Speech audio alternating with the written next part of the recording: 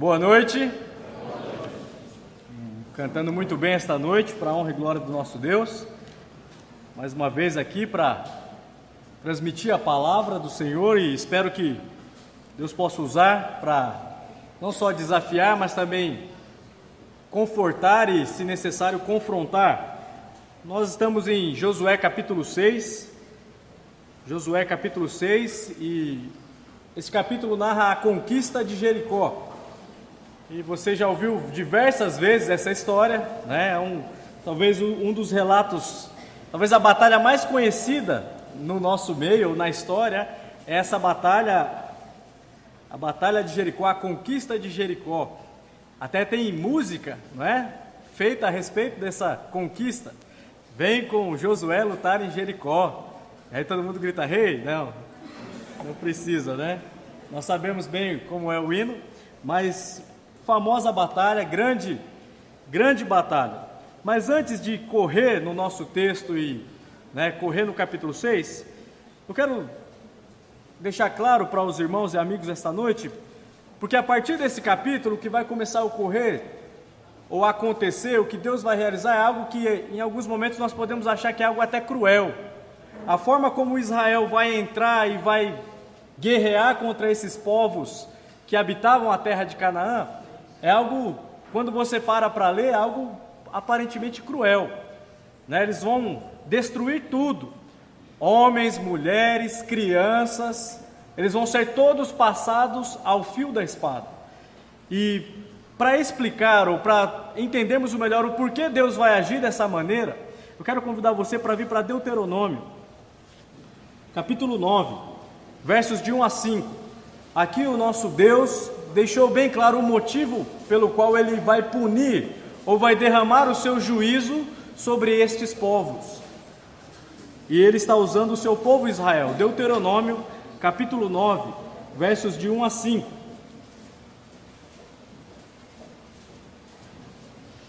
Diz assim: Ouve, ó Israel, tu passas hoje o Jordão para entrares a possuir nações maiores e mais fortes do que tu, cidades grandes e amuralhadas até aos céus, povo grande e alto, filho dos Anaquins, que tu conheces e de que já ouvistes. Quem poderá resistir aos filhos de Enaque?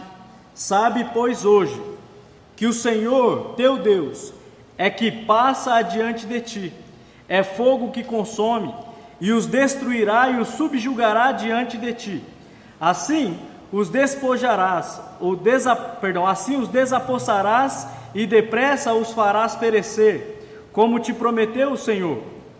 Quando, pois, o Senhor teu Deus tiver lançado de diante de ti, não digas no teu coração, por causa da minha justiça é que o Senhor me trouxe a esta terra para a possuir. Porque pela maldade destas gerações é que o Senhor as lança de diante de ti.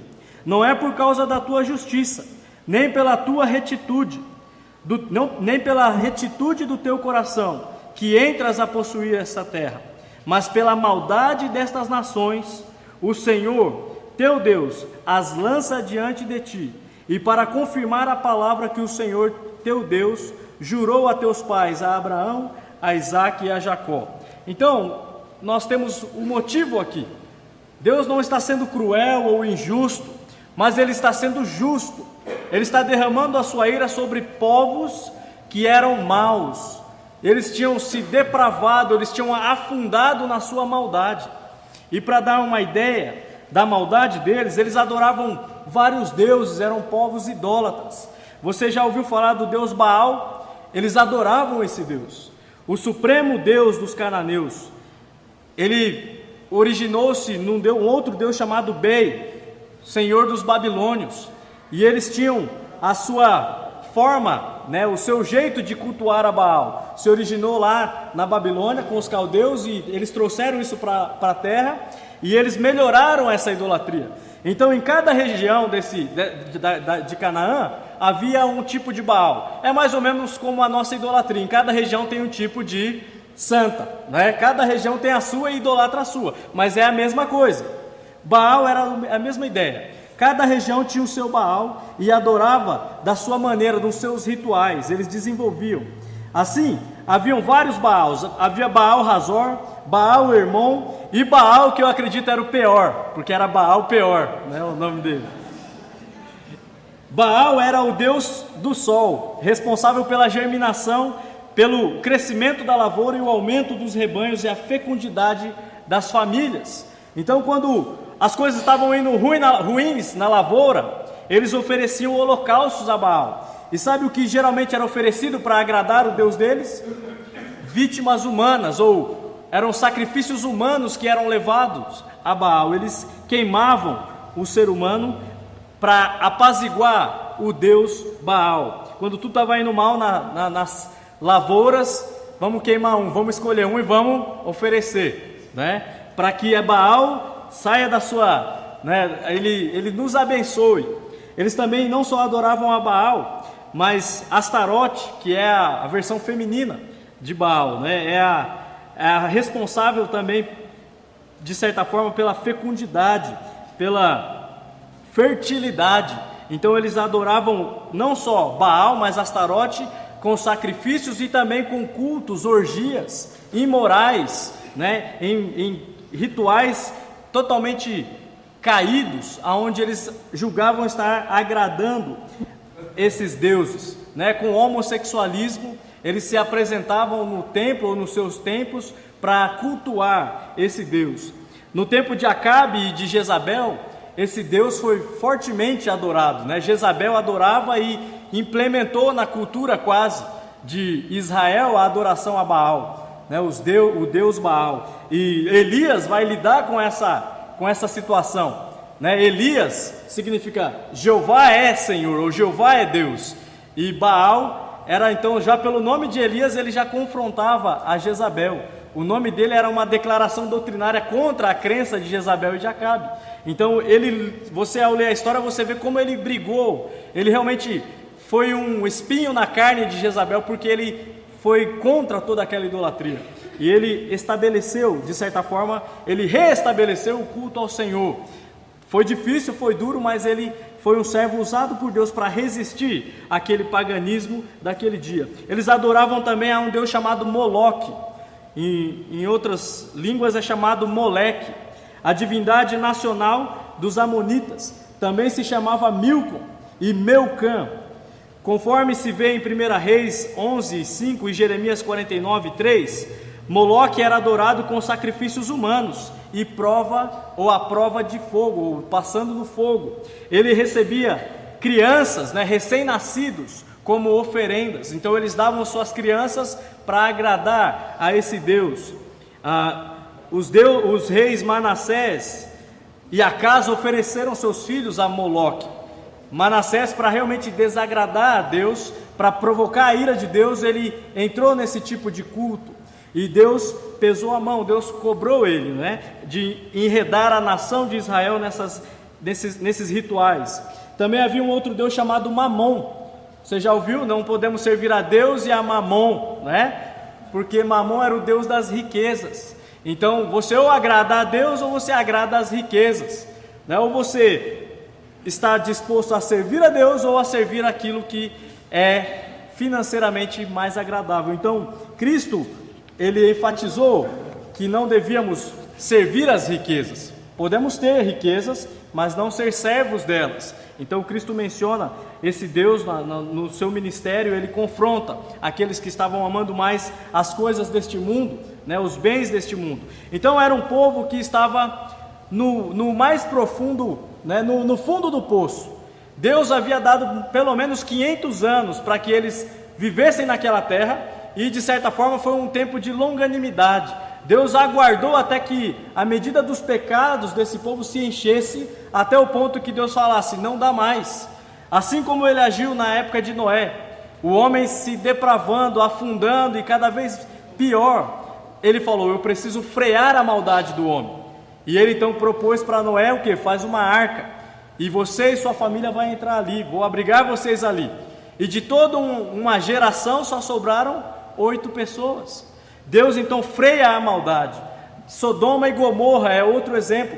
As cidades ímpias, caídas, profundamente caídas no pecado. Deus então manda seu juízo, poupando apenas Ló e as suas filhas, porque a maldade estava imperando, então ele precisava frear aquela maldade. E não é diferente aqui com os povos que habitavam Canaã. Eles estavam num nível profundo e Deus não podia mais ser longânimo, pelo contrário, ele devia exercer a sua justiça, realmente agir, derramando o seu justo juízo sobre eles. Ele havia sido longânimo por mais de 500 anos, porém agora era a hora do juízo, como nós vimos no capítulo anterior, no capítulo 5, versos de 13 a 15. Josué está lá na frente de Jericó, tentando achar uma forma de penetrar aquele forte. A cidade estava murada, estava fechada, ninguém entrava e ninguém saía. E quem aparece para Josué naquele momento? O relato diz que um soldado, um homem com a espada nua, pronta para a batalha, aparece para Josué. E ao confrontar aquele homem, Josué pergunta: quem és tu? É dos nossos ou dos nossos inimigos? Ele fala: não, eu sou o príncipe do exército do Senhor, e eu acabo de chegar. Irmãos, nós vimos que aquele é a pré-encarnação de Cristo, é o próprio Deus se manifestando a Josué, dizendo: eu estou pronto para exercer o meu juízo contra esses povos. Eu vou com você, Josué, você não vai sozinho. E hoje nós vamos avançar, entendendo que esse juízo, esse julgamento é um julgamento justo, porque nenhum pecado, irmãos, fica impune. Deus, ele, por ser justo, ele tem que derramar a sua ira sobre os pecados dos homens. E aparentemente, ao ler os relatos das guerras, parece cruel, mas há um motivo. Por causa da maldade, por causa da pecaminosidade humana, Deus precisa frear. Irmãos, nós vivemos em uma época que estamos caminhando da mesma maneira para esse dia do juízo. O homem está desenfreado nos seus pecados. Nós já vemos uma geração totalmente perdida. Você pode observar pelo cinema, pela música, o que nós vemos não é bom. Pela política, o que nós vemos, o que nós assistimos hoje, irmãos, não é nada agradável. Não é agradável para nós que somos caídos. Agora imagina para o nosso Senhor, o Jeová, que é santo, santo, santo. Nós caminhamos para o dia do juízo. E meu amigo e minha amiga, se você está aqui hoje à noite e ainda não creu, não se arrependeu dos seus pecados, você saiba disso. Você vai ter que receber, ou o juízo de Deus vai cair sobre sua cabeça. Você não pode viver em pecado, afundar-se nas suas maldades, na sua idolatria, na sua irreverência e achar que Deus não vai punir. Deus vai punir todos aqueles que estão caminhando nessa linha de maldade, de idolatria, buscando o seu desejo, servindo aos seus deuses, ou servindo a si mesmo, porque se acha um Deus. Se você está aqui hoje à noite e ainda não reconheceu o senhorio de Deus, que o Senhor é Deus, converta-se, saia dessa linha, porque o final dela é juízo, é a destruição, como esse povo cananeu, esses povos que habitavam essa terra, vão provar. E a justiça de Deus, ela é implacável, não pode parar, ela avança. Se não há arrependimento, se não há contrição, ele é implacável, ele vai avançar na sua justa retribuição contra o pecado. Se você está aqui hoje à noite e ainda não creu, creia. E nós vamos ler os relatos, irmãos, da batalha, como Deus ele se apresentou a Josué e disse: olha, eu acabo de chegar e nós vamos avançar. Mas o diálogo começa no 13 a 15 e ele continua dando instruções a Josué no capítulo 6. Veja os versos 1 a 5. Ele dá mais instruções ao servo dele. Ele diz: ora, Jericó estava rigorosamente fechada. Josué 6 agora, tá? Jericó estava rigorosamente fechada por causa dos filhos de Israel. Ninguém saía e nem entrava. Então disse o Senhor a Josué: olha, entreguei na tua mão Jericó, o seu rei e seus valentes. Vós, pois, todos os homens de guerra, rodeareis a cidade, cercando-a de uma vez. Assim fareis por 6 dias. 7 sacerdotes levarão 7 trombetas de chifre de carneiro adiante da arca. No 7º dia, rodeareis a cidade 7 vezes, e os sacerdotes tocarão a trombeta. E será que tocando-se longamente a trombeta de chifre de carneiro, ouvindo vós o sonido dela, todo o povo gritará com grande grita, o muro da cidade cairá abaixo, e o povo subirá nele, cada qual em frente de si. Então ele continua o diálogo com Josué, e agora ele orienta Josué, fala: olha, saiba de uma coisa, a vitória está garantida. Eu, o príncipe do Senhor, do exército do Senhor, já te dei o rei e os valentes na tua mão. Porém, nós temos uma estratégia. E ele então passa a estratégia da conquista para Josué. Vocês vão rodear 6 vezes o muro, né? Vão rodear a cidade 6 vezes, com os sacerdotes indo adiante, com 7, né, trombetas, e cada qual com a sua trombeta vai tocar, e vocês vão fazer isso por 6 vezes. E depois ele acrescenta: no 7º dia vão ser 7 vezes, e quando for tocada a trombeta, todo mundo vai gritar junto, né? Ele diz que a arca da aliança vai junto.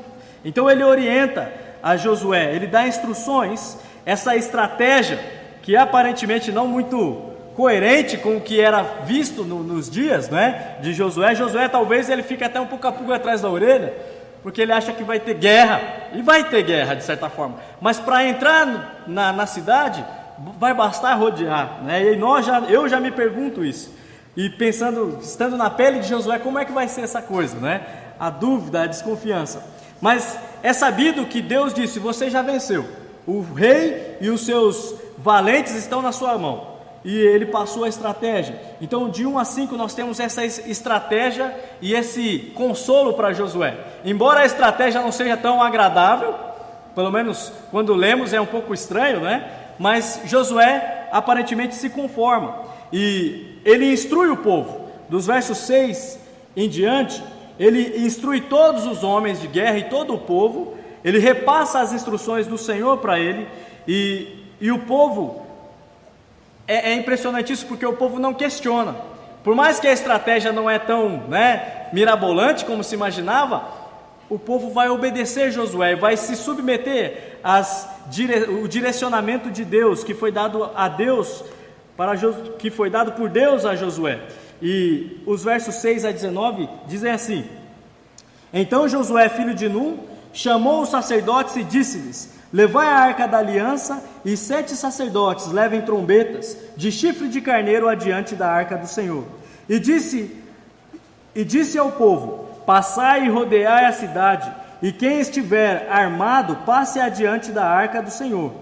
Assim foi que, como Josué dissera ao povo, os 7 sacerdotes com as 7 trombetas de chifre de carneiro diante do Senhor passaram e tocaram as trombetas, e a arca da aliança do Senhor os seguia.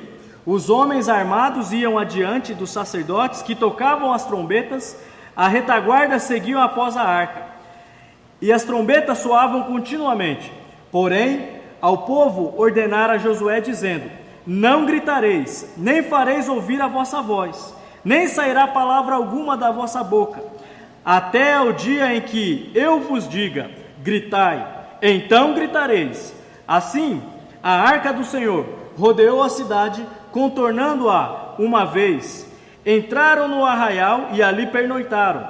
Levantaram-se Josué, a arca do Senhor, os 7 sacerdotes que levavam as 7 trombetas de chifre de carneiro diante da arca do Senhor, e iam tocando continuamente. Os homens armados iam adiante deles, e a retaguarda seguia após a arca do Senhor, enquanto as trombetas soavam continuamente. No 2º dia, rodearam outra vez a cidade e tornaram para o arraial. Assim fizeram por 6 dias. No 7º dia, madrugaram ao subir da alva, e da mesma sorte, rodearam a cidade 7 vezes. Somente naquele dia, a cidade 7 vezes. E sucedeu que na 7ª vez, quando todos os sacerdotes tocavam a trombeta, disse Josué ao povo: gritai, porque o Senhor vos entregou a cidade. Porém, a cidade será condenada, ela e todo o que nela houver. Somente viverá Raabe, a prostituta e todos os que estiverem com ela em casa, porquanto escondeu os mensageiros que enviamos. Tão somente guardai-vos das coisas condenadas, para que, tendo-vos condenado, não as tomeis, e assim torneis maldito o arraial de Israel, e o confundais. Porém, toda a prata e ouro, e utensílios de bronze, e o ferro são consagrados ao Senhor, e irão para o seu tesouro. Então nós vemos aqui do 6 ao 19, as instruções dadas a Josué foram repassadas ao povo, e Josué então, ele aplica ao povo, ele fala, olha, vocês vão fazer como o combinado com o nosso general, agora Josué sendo um comandante, na disposição do próprio Cristo, do próprio Deus, ele instrui todo o povo, e é interessante que você percebe que ele repete, que esses sacerdotes estavam tocando uma trombeta que era feita de chifre de carneiro, é repetido isso. Essa trombeta, irmãos, era a mesma trombeta usada no dia da convocação, quando o povo tinha que chegar para aquele momento onde Deus iria manifestar a sua glória. Não era uma trombeta usada para guerra, mas para convocar o povo para se reunir com Deus, para ver a manifestação do Deus vivo.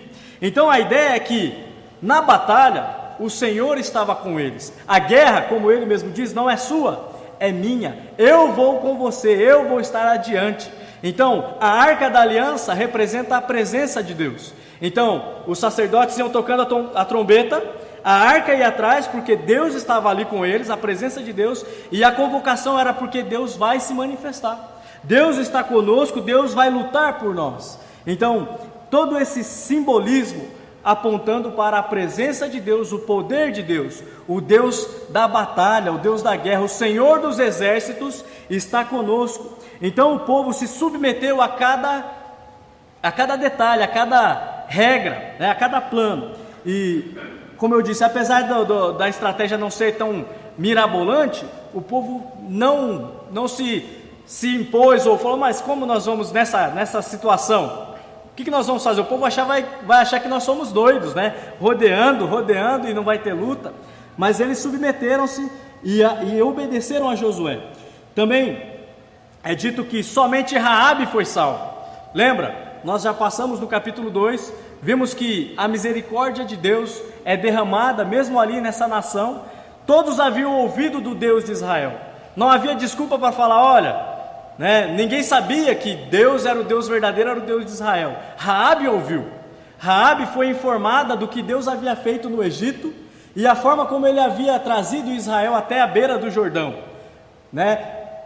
O confronto que houve entre contra Og e Bazã, reis que habitavam do outro lado do Jordão. Eles eliminaram aqueles dois reis. Deus estava com eles. Então, ao ouvir os relatos, ela falou, olha, eu não posso ficar do lado que vai perder. Eu creio que o seu Deus é o Deus verdadeiro.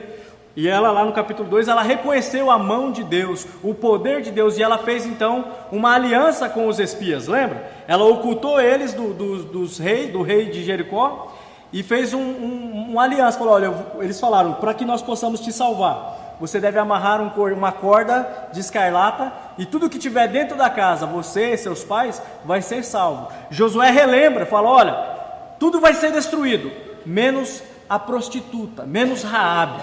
Aquela mulher que era uma meretriz, e nós vimos, era provavelmente uma cafetina. Ela tinha um negócio de prostituição sobre o muro de Jericó, mas ela ouviu sobre Deus e ela creu em Deus. E Deus então foi misericordioso e poupou ela e a família dela da destruição. Então uma grande demonstração de misericórdia e graça é estendida a todo pecador que crê, que ouve e crê. Não tem desculpa para o restante do povo. Todo o povo ouviu as histórias, ouviu sobre Deus, porém se endureceu e não creu, e ficaram de fora da libertação que Raabe provou. Portanto, dos versos 20 a 25, nós vamos ter o relato da destruição de Jericó. Verso 20 diz: gritou, pois, o povo, e os sacerdotes tocaram as trombetas. Tendo ouvido o povo o sonido da trombeta e levantado grande grito, ruíram as muralhas e o povo subiu à cidade, cada qual em frente de si, e tomaram. Tudo quanto na cidade havia destruíram totalmente, a fio da espada. Todos os homens como mulheres, tanto meninos como velhos, também bois, ovelhas e jumentos. Então disse Josué aos 2 homens que espiaram a terra: entrai na casa da mulher prostituta e tirai-a de lá, com tudo quanto tiver, como lhe jurastes. Então entraram os jovens, os espias, e tiraram Raabe e seu pai e sua mãe e seus irmãos, e tudo quanto tinha. Tiraram também toda a sua parentela e os acamparam fora do arraial de Israel. Porém, a cidade e tudo o que havia nela queimaram. Tão somente a prata e o ouro e os utensílios de bronze e de ferro deram para o tesouro da casa do Senhor. Mas Josué conservou com vida a prostituta Raabe e a casa de seu pai e tudo quanto tinha, e habitou no meio da terra de Israel habitou no meio de Israel até o dia de hoje, porquanto esconderam os mensageiros que Josué enviara a espiar Jericó. Então ele relata a destruição, foi algo terrível. Crianças, idosos, até os animais sofreram por causa do pecado, da contaminação, com toda aquela imoralidade, com toda aquela perversidade desse povo. Deus estava eliminando o mal da terra, por 2 motivos. Porque, em primeiro lugar, Ele não tolera o pecado, Ele é santo, Ele é contra qualquer tipo de idolatria, só Ele pode ser adorado. E nós cremos nisso e não discordamos disso. Deus é o único que deve ser adorado, tanto naquela época quanto hoje. Não deve haver nenhum Deus, nenhum ídolo no lugar dele. Segundo, ele estava preservando o seu povo, Israel.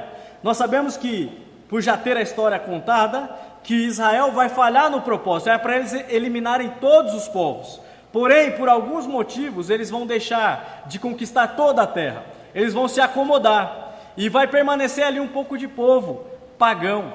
E Israel vai sofrer com a contaminação. A idolatria vai penetrar em Israel, porque Israel não vai ser zeloso em cumprir toda a sua palavra, todo o seu papel diante de Deus. E eles vão tolerar alguns povos que mais tarde vão complicar a vida desse povo, que vão contaminar Israel com a idolatria de novo.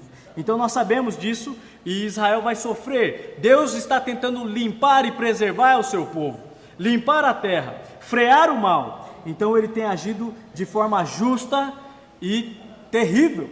O julgamento de Deus é algo terrível. Pessoas hoje têm levado Deus como as realidades espirituais que são descritas na palavra de Deus com um humor, né? Uma certa irreverência.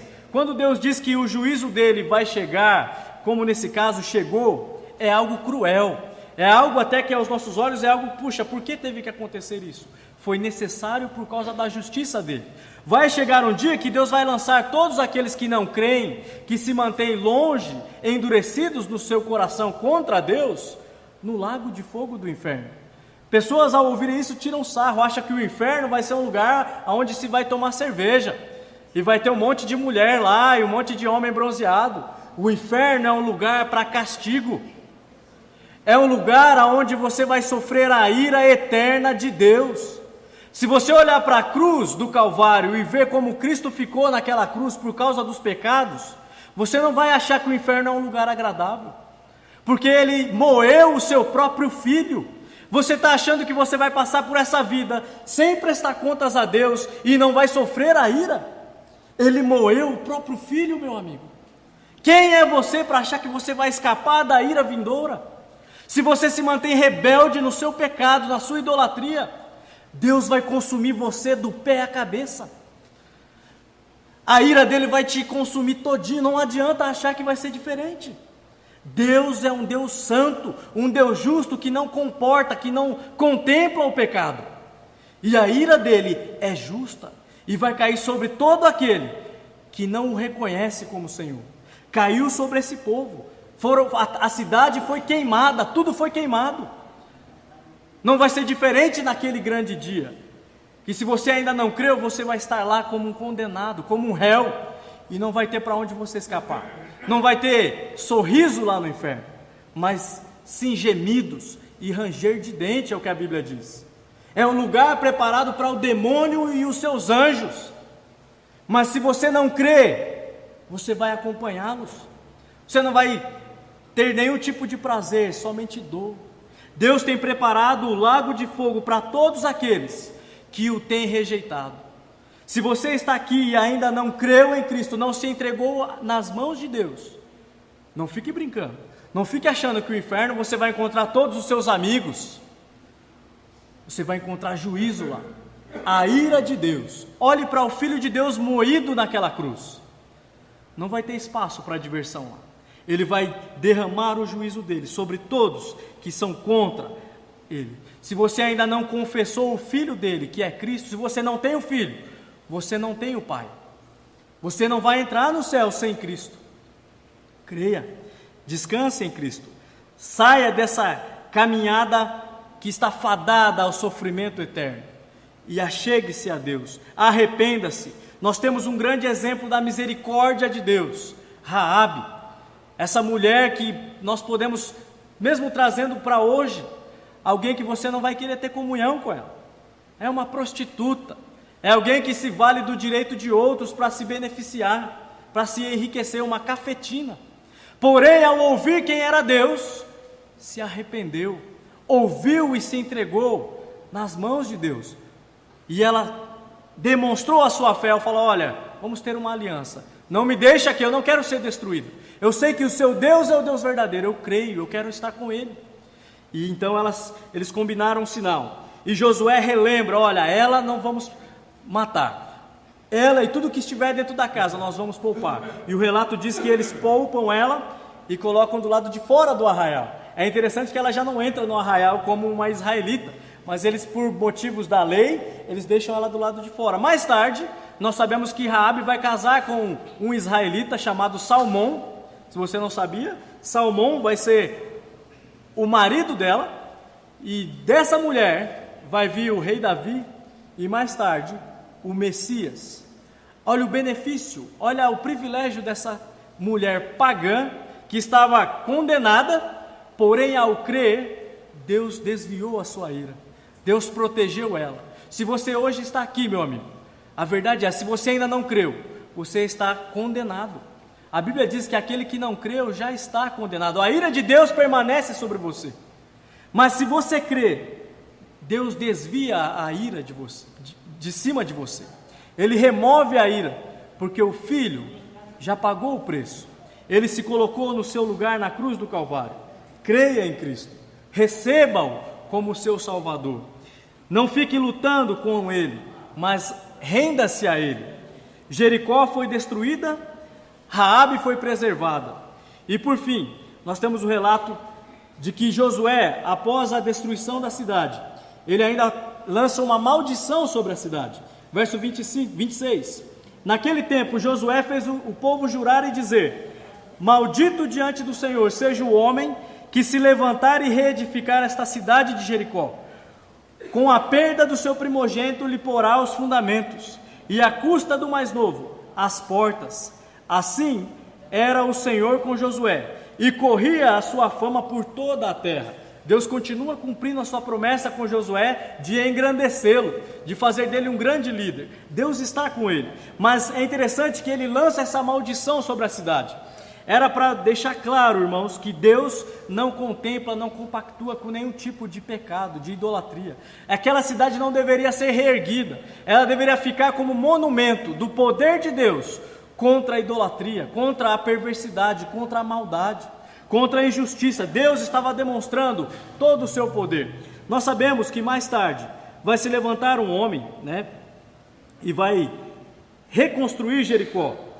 Nos dias de Acabe, um homem chamado Riel reconstruiu Jericó e ele pagou o preço. Ele pagou o preço de perder o filho primogênito no começo da construção e no final ele perde o mais moço. A cidade é reedificada, mas a maldição, a palavra de Josué foi cumprida. O primogênito e mais tarde o mais moço. Mais tarde Jericó vai estar visível de novo no ministério de Cristo. Lembra os milagres de Cristo? O que ele faz em Jericó? Ele cura, ele demonstra a sua misericórdia mais uma vez ali, não na mesma localidade, mas eles reconstroem a mesma cidade. Então nós vemos que Deus, ele é misericordioso, ele é gracioso, mas ele é justo e ele pune todo e qualquer pecado. Amados, toda essa história, toda essa lição, Deus registrou para nós, e eu creio que o livro de Josué é um exemplo, é um modelo da maneira que Deus quer que nós venhamos viver neste mundo. Nós sabemos que tudo que foi escrito no Antigo e no Novo Testamento foi escrito para o nosso benefício, para o nosso aprendizado, para o exemplo, para nós seguirmos. Portanto, nós temos inimigos assim como Israel tinha. Jericó era uma grande fortaleza, ela estava sendo colocada em uma região montanhosa, e ela era como uma entrada para se batalhar, ou para as cidades vizinhas. Ela era o portal, vamos dizer assim. Então atravessaram o rio e eles estavam ali de frente, não tinha outro meio de avançar, era central, eles tinham que conquistar Jericó. Por mais que era fortificado e o povo estava armado, até de certa forma preparado, eles tinham que avançar. Mas assim como Israel, nós temos inimigos fortíssimos, fortificados, que estão buscando a nossa destruição. Porém, nós também, como Israel, temos o Senhor, o nosso general, aquele que vai adiante de nós.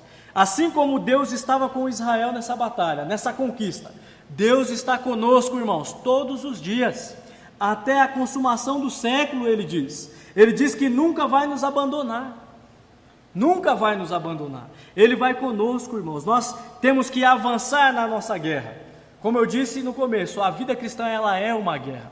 Há lutas a serem travadas. Talvez hoje você tenha enfrentado uma batalha. Mas lembre-se, você não está só na batalha. Deus está com você. Você tem que enfrentar a carne, o mundo e o próprio diabo. Essa tríade do mal, né? Os três se unem para destruir a igreja, para destruir o crente, para desviar, para desanimar o crente. Porém, irmãos, nós sabemos que Deus é por nós. E se Deus é por nós, irmãos, quem será contra? Nada mais temos que temer, nós devemos ficar firmes, confiados nele. Assim como Josué e todo o povo de Israel, e até mesmo Raabe, confiaram no Deus vivo, o Deus verdadeiro, nós devemos compactuar com essa mesma fé. Confiar ao ponto de ficar firme, mesmo no dia da dificuldade, no dia da aflição. Mediante a isso, irmãos, não podemos parar, sabendo que Deus é por nós e Ele tem nos dado a vitória. Nós temos que avançar, nós temos que ficar firme diante das frustrações, da ansiedade, como foi pregado esta manhã. Temos que combater os males da nossa carne. Não é porque nós temos uma derrota que vamos ficar prostrados, não, temos que olhar para o nosso Senhor, para o autor e consumador da nossa fé. É Ele que vai nos fortalecer e nos fazer avançar no combate. Como igreja, nós não podemos ficar desanimados, mas pelo contrário, fortalecidos, sabendo que não estamos só. Seja qual for a circunstância que você tem enfrentado, qual for o motivo da sua luta, lembre-se, Ele está com você. Ele não é um Deus que abandona, pelo contrário, Ele é um Deus que acompanha, que sustenta, que dá suporte. Ele batalha a sua batalha, Ele vai adiante de nós. Nós temos o nosso Josué, irmãos, o nosso Jesus Cristo, Ele vai adiante de nós como Josué, nos auxiliando na batalha. Amados, a vida cristã é uma guerra, não podemos ficar passivos, temos que lutar, sabendo que Deus vai conosco, todos os dias. Lute, levante-se contra o pecado, seja na sua carne, seja contra o mundo, ou seja, tendo que enfrentar o próprio leão, né? O diabo. Resista firme, dependa de Deus, lembre-se do seu Senhor, Ele é quem vai te dar forças. Não desista, mas resista. A igreja não pode esmorecer, temos que resistir pela fé na batalha, irmãos. Nós temos que olhar o exemplo de Israel mediante Jericó, confiados na batalha, sabendo que Deus estava com eles, eles avançaram. Igreja, na sua luta diária, Deus está com você. Avance, não retroceda. Qual for a circunstância, qual for o motivo, o problema que você tem enfrentado, lembre-se, o Senhor está contigo. Ele disse isso, Ele é o Emanuel, Deus conosco, e Ele nunca vai te abandonar, Ele vai te dar força. Nós podemos ver que a vitória que alcançamos, assim como Israel alcançou vitória, foi porque Deus deu a vitória, irmãos. E se nós temos lutado e temos ganhado alguma vitória, temos vencido alguma batalha, nós não podemos esquecer que essa vitória é dada por Deus. Lembra, sem mim nada podeis fazer, Cristo disse. Se você venceu o pecado, ou tem lutado e tem vencido batalhas, é porque Ele está dando para você as vitórias. Não esqueça disso nunca. No texto nós vemos que quando eles venceram a batalha, para quem que foi o ouro? Todo o despojo da guerra, foi para Josué e para a nação? Não, é dito que foi para o Senhor, para a casa do tesouro. Porque quem é que fez a estratégia? Não foi Deus que deu a estratégia para Josué? Quem foi que foi adiante e derribou os muros? Foi o Senhor. Aquelas cornetas, né, aquelas trombetas que eles tocavam, estava demonstrando, olha, o Senhor está aqui. E Ele é quem luta por nós. Portanto, assim como lá em Israel, toda vitória que alcançamos é dada por Deus. E é Ele que deve ser engrandecido, é Ele que deve ser exaltado. Nós devemos andar em humildade, reconhecendo o poder dEle nas nossas lutas. É incrível que nós temos a tendência, né? Quando caímos, a culpa é do diabo e do mundo. Mas quando vencemos, não. Sempre a vitória é dada por Deus. A derrota, infelizmente, é culpa nossa. Não é culpa do diabo, né? Eles nos tentam, eles nos forçam, o mundo, a carne, mas nós que fraquejamos na nossa fé, nós que vacilamos, nos esquecemos das promessas que Deus tem nos dado. E há momentos que nós então vacilamos. Porém, não podemos ficar lá no vacilo. Temos que retornar à sensatez, retornar ao Senhor, buscar Ele, e Ele vai nos dar fé, vai nos dar força. Deus nos dá a vitória, irmãos, e é Ele que deve ser honrado e glorificado. Também, irmãos, nós vemos que, além de Deus nos dar a vitória, Ele lutou pelo povo, mas o povo teve de confiar nele. Ele está nos prometendo a vitória, a avançar na batalha. Porém, ainda assim, Ele exige do povo submissão ao plano. Ele exige do povo confiança nele, fé nele. E essa é uma história de fé, porque até no livro de Hebreus é relatado pelo autor, que diz lá, pela fé ruíram as muralhas de Jericó, depois de rodeadas por 7 dias. Pela fé eles conquistaram. Deus deu a vitória, porém o povo, foi exigido do povo o quê? Confie em mim, tenham fé em mim, se submetam. Irmãos, como eu estava dizendo, o plano não era um dos melhores. Ao olhar pensar como um exército, um comandante numa batalha, fazer 6 voltinhas, no último dia dá 7 e depois gritar, que guerra que você vai ganhar hoje fazendo isso, irmãos? Vai rodear aí qualquer inimigo e gritar na orelha dele, ele passa a espada na sua língua, né? Não vai ficar vivo. Porém, era Deus lutando pelo povo. O que era necessário não era que eles acrescentassem na estratégia, mas se submetessem. E é isso que é fé, submissão total a Deus, ao poder e à palavra de Deus. Tem gente aí fora que acha que fé é aquele poder, né, do filme, né? A força, que você move as coisas, puxa a espada e joga uma montanha em cima do outro. Isso não é fé, né? Isso é ilusão, isso é mentira, isso não acontece, tá? Isso é coisa do cinema. Fé é submissão, fé é se entregar sem reservas nas mãos de Deus. O Senhor está mandando, eu vou cumprir. Não importa se eu concordo ou não, eu tomo uma decisão. Não importa se eu senti ou não, é uma decisão. Eu vou confiar e eu vou me submeter até o fim. Irmãos, fique pensando na circunstância, o povo rodeando e os inimigos lá dentro esperando a guerra e nada acontece, e só a trombeta tocando e o silêncio, e no último dia grito, né? Todo o ritual, a trombeta, o povo gritando e o muro então cai. Imagina a cena. Mas até chegar no último dia, eu creio que eles foram ridicularizados. Eu tenho até que em alguns momentos eles ficaram duvidando, nós estamos aqui já no 3º dia, e o muro não racha, não acontece nada, será que isso vai dar certo? Mas pelo contrário, eles foram até o fim, e eles não ficaram, como nós temos essa tendência de desconfiar, eles se submeteram, e é isso que é fé. Irmãos, a igreja hoje é a mesma coisa. Deus exige de nós fé. Na galeria da fé somos chamados a confiar nele e nos render a ele. Tudo aquilo que ele nos prescreve deve ser cumprido na risca, sem reservas. Ele chama você para ser santo, e você deve dar toda a sua vida de santidade para ele. Você deve demonstrar o seu zelo a Ele. Não deve ser em alguns momentos da sua vida, mas toda a sua vida deve expressar a santidade de Deus. Povo santo, povo eleito por Ele, escolhido para ser um povo de boas obras. E é isso que nós devemos fazer na risca.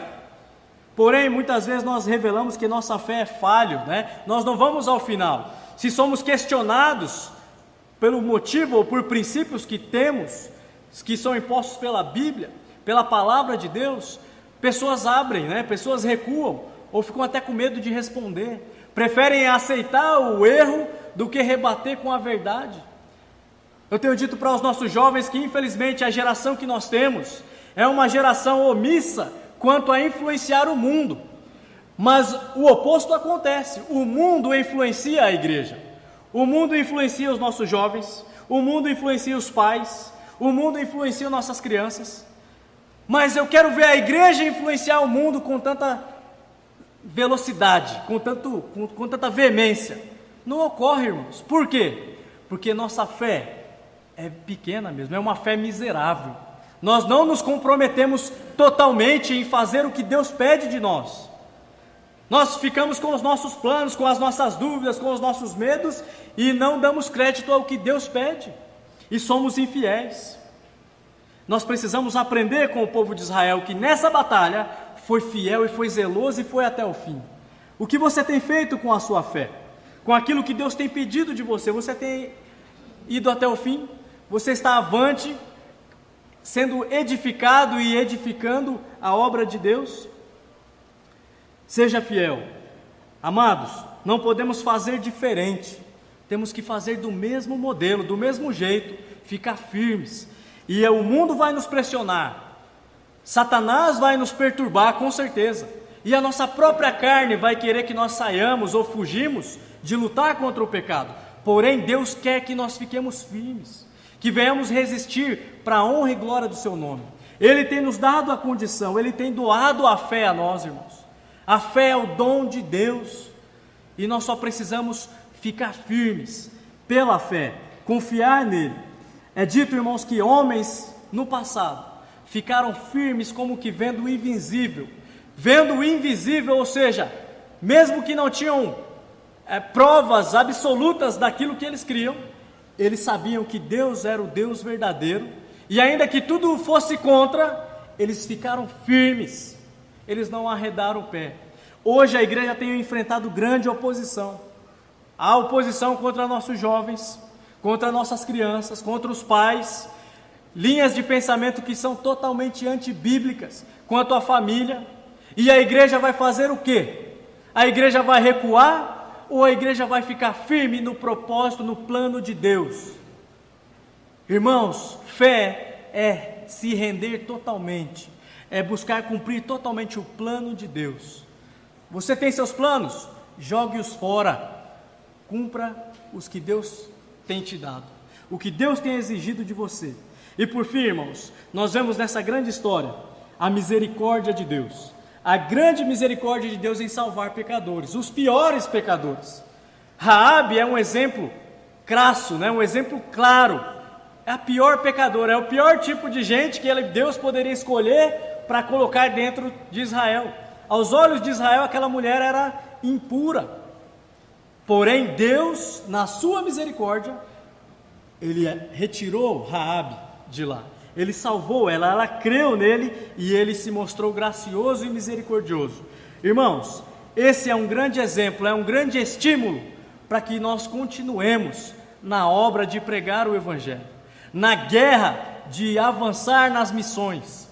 Irmãos, hoje de manhã, se você não estava, você perdeu o relatório do Bruno, né? Irmão que tem trabalhado em cadeias, em prisões, e ele recebeu uma carta de um presidiário, dizendo que havia crido em Cristo, e a sua vida havia sido transformada. Ele entendeu que não dava para avançar mais na vida do crime, que era furada, e ele se arrependeu e creu, e estava gozando, desfrutando da vida eterna. E na carta ele expressava até um desejo de aprender mais sobre Cristo. É esse o plano, irmãos, é esse tipo de pecador que Deus quer salvar, que se arrependa, que creia. Deus, Ele ama salvar pecadores caídos. no fundo do poço, caídos no pecado, Ele vai lá, Ele estende o seu braço misericordioso e Ele tira de dentro desse poço. Eu fui removido de lá, e eu creio que, começando por mim, muitos aqui, irmãos, foram tirados de um tremedal de lodo, de lama, cheio de pecado, mas por causa da misericórdia de Deus, o braço estendido dele, nos removeu de lá. E nós devemos ser gratos, e não somente gratos, mas devemos ser úteis. Deus nos tirou para sermos úteis, investindo em missões, orando por missões, pregando, evangelizando. É um convite, uma convocação para todos, pregar o evangelho.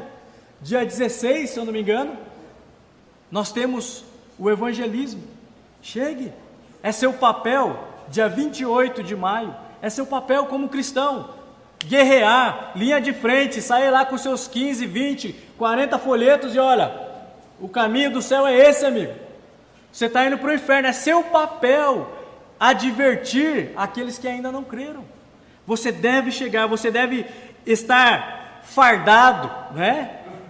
Arregimentado nesse exército. Você foi salvo para batalhar. Você não pode só assistir à guerra.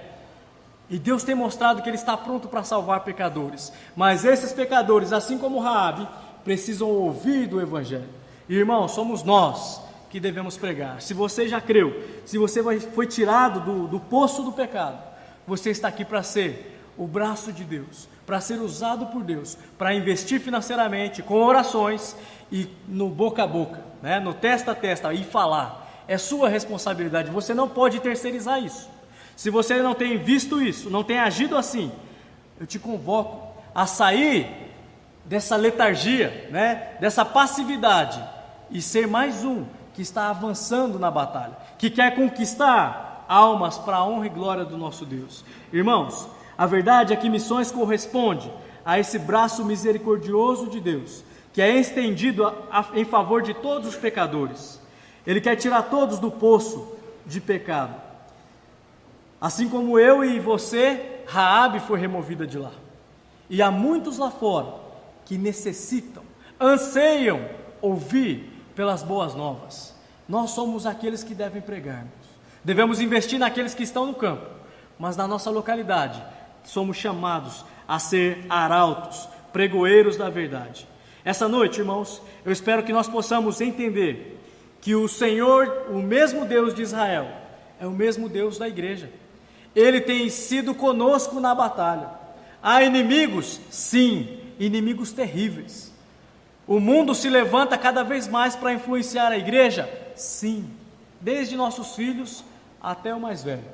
O mundo não quer poupar ninguém. Assim como Deus não poupou nenhum idólatra lá de Canaã, o diabo, o mundo, o pecado, não vai poupar nenhum que estiver desatento aqui. Fique firme. Lembre-se que Deus luta por nós, mas Ele quer que você tenha fé nele, confie nele, obedeça a Ele. Fé é submissão total. Eu quero me dirigir a você, se você já é um crente. Você fala, pastor, eu sou crente, eu já estou na batalha. Eu já estou nessa batalha talvez por 30, 25, 10, 12 anos. Eu me dirijo a você que já está nessa guerra e reconhece que ela é real. Mas talvez você tenha enfrentado uma batalha que seja nova. Você fala, olha, eu nunca tive um problema como esse. Eu já passei por muitas lutas, mas como diz, né, o filósofo, a mais difícil é sempre a atual, né? Você acha que passou a pior, mas de repente a atual é a pior de todas. Se você está nesse quadro, que está enfrentando algo terrível, eu convido você a erguer os seus olhos e contemplar o Cristo que ressuscitou, aquele que é o autor e consumador da sua fé. Ele está com você no meio da batalha. Seja qual for o problema que você enfrenta, seja na sua saúde, seja financeiro, seja de relacionamento, seu casamento, sua família está desmoronando, qualquer que for o seu problema, Cristo está com você. Ele é o Emanuel. Ele não te abandona na batalha, mas Ele exige que você se renda a Ele. Ele vai batalhar e vai vencer por você, Ele vai dar a vitória. Porém, Ele exige que você combata o bom combate. Paulo, ao escrever ao Timóteo, ele fala, olha Timóteo, você é homem de Deus, foge das coisas ruins, foge de tudo aquilo. Ele cita várias obras da carne. Você deve fugir Você deve combater o bom combate e tomar posse da vida eterna. E esse é o convite que eu faço a cada um esta noite. Se você está enfrentando uma luta, combata. Não se renda. Fique firme, agonize, para que Deus possa de fato te dar a vitória. Tenha fé nele. Assim como Josué e o povo se submeteu, renda-se a ele. Não tenha reservas. Não prive nada do Senhor, mas coloque tudo à disposição dele, que ele possa te moldar. Enfrente a luta e renda-se na mão de Deus. A batalha é dele. Deixe ele assumir o controle esta noite. Não fique duro no seu pecado, mas reconheça as suas falhas e renda-se a ele. Talvez você já caiu. Você fala: pastor, eu caí. Eu estou na luta e eu caí. E eu creio que a primeira coisa que você deve fazer é perguntar-se por que você caiu. Qual foi o motivo da sua queda? Será que você desconfiou de Deus? Você esqueceu das promessas de Deus? Você fraquejou diante de uma tentação? Qual foi o motivo que te fez cair? E ao reconhecer esse motivo, confesse ao Senhor. Coloque diante de Cristo. Chegue a Ele e busque nele a restauração. Não fique passivo. Eu caí, coitadinho de mim, né? Quem vai me socorrer? Como naquele filme, né, que o mocinho fica por um dedo para cair no penhasco. Me socorre aqui. Aí chega alguém e socorre ele, né? Olha, você precisa reagir. Talvez ninguém vai chegar para te dar essa força, mas o Senhor está lá. Você precisa confessar o seu erro. Você precisa reconhecer o seu erro. É entre você e Deus. Reconheça o motivo da sua queda e confesse a Deus. E se reconcilie com Deus. Peça para que Ele te restaure e te coloque de novo pronto para batalhar. Te coloque nas fileiras desse exército, para que você não venha a ser mais uma baixa, mas pelo contrário, você seja um vaso restaurado, um soldado que está pronto para guerrear, está vigilante, aprendeu com o erro e agora está firme na batalha. Reconheça o seu erro e seja restaurado por Deus. Talvez você está aqui agora e você tem tido vitórias, você não se encaixa em nenhuma das duas circunstâncias que eu já citei. Você fala: pastor, minha vida tem sido uma vida de sucesso. Amém, graças a Deus. Não é impossível isso, irmãos, viver uma vida de vitórias, não é impossível. Ele coloca à nossa disposição o sucesso. Porém, o meu alerta para você é: não se esqueça de que todas as suas vitórias não são baseadas na sua força. É Deus quem tem te dado. Reconheça que é Ele que tem batalhado por você. Assim como o povo tinha que ir lá e recolher todo o despojo e colocar na casa do tesouro, toda a glória das suas vitórias deve ser apontadas para Deus. É Ele que é o Senhor, é Ele que é o Deus dos exércitos, é Ele que batalha por você. Não assuma o papel dele em receber a glória, mas repasse, reconheça Ele em cada avanço que você tem tido nessa guerra. Ande humildemente perante Deus e perante os seus irmãos. Não venha se vangloriar, porque Deus sabe abater todo aquele que se exalta, e Ele vai te exaltar se você reconhecer que é a mão dele que está vencendo por você. Não esqueça que a vitória vem do Senhor. Talvez você se encaixe em uma dessas três circunstâncias, e a minha chamada para você hoje à noite não é vir aqui na frente, não é se ajoelhar. Eu sei que é bom, isso é necessário, mas hoje eu convido você a se colocar perante Deus, sozinho, e se entregar nas mãos dele, se render totalmente para que Ele possa restaurar você, para que de fato Ele possa ser honrado por você. Coloque-se inteiramente nas mãos de Deus. Meu amigo, se você está aqui, talvez você ainda não se rendeu a Deus, você talvez não é alguém que creu em Deus. Se você estivesse nesse dia, no dia da batalha, você estaria do lado de dentro do muro, porque você não crê em Deus, você não creu no Filho de Deus. Você seria um pagão que seria passado a espada. Você está caminhando para esse juízo. Se você não se render a Cristo hoje, se você não crer em Deus hoje, se arrepender dos seus pecados e se entregar a Ele, vai chegar o dia do seu juízo. Como eu disse, o juízo de Deus vai cair sobre sua cabeça e cobrir você todo, e você vai ser lançado no lago de fogo do inferno, preparado para perdição, para sofrimento eterno. Esse é o caminho de todos aqueles que rejeitam o Filho, Quem tem o Filho tem o Pai, mas quem nega o Filho tem negado o Pai, é o que João diz. Você tem recebido o Filho. Todo aquele que o recebeu, a Bíblia diz que ele deu o poder de serem feitos filhos de Deus, a saber, os que creem no seu nome. Você já creu em Cristo? Se ainda não, meu convite a você é: renda-se a Ele o quanto antes. Preserve o seu futuro. Você quer ter um investimento bom quanto ao seu futuro? E nessa época de crise, né, todo mundo pensando em poupar, em investir, invista a sua fé em Cristo. E você vai ter uma eternidade segura, na eternidade, segura ao lado dele. Mas se você não está dando crédito ao que eu estou dizendo, você vai pagar para ver? Então, meu amigo, o que eu posso fazer por você é orar, é lamentar, é buscar o auxílio de Deus para que Ele te convença. Mas você não pode sair daqui esta noite e falar: não fui avisado. O inferno é uma realidade, o lago de fogo vão ser reais, e basta você morrer. E para você morrer, uma queda de 15 centímetros te leva daqui. Eu estou te ameaçando, sim. Fala: pastor, mas você não sabe a hora que você vai. Nem eu. Podemos ir e estar diante daquele que vai julgar para toda a eternidade. Você está preparado para encarar Ele? Se não, entregue-se. Ouça o apelo das Escrituras. Creia no Filho de Deus. Vamos orar.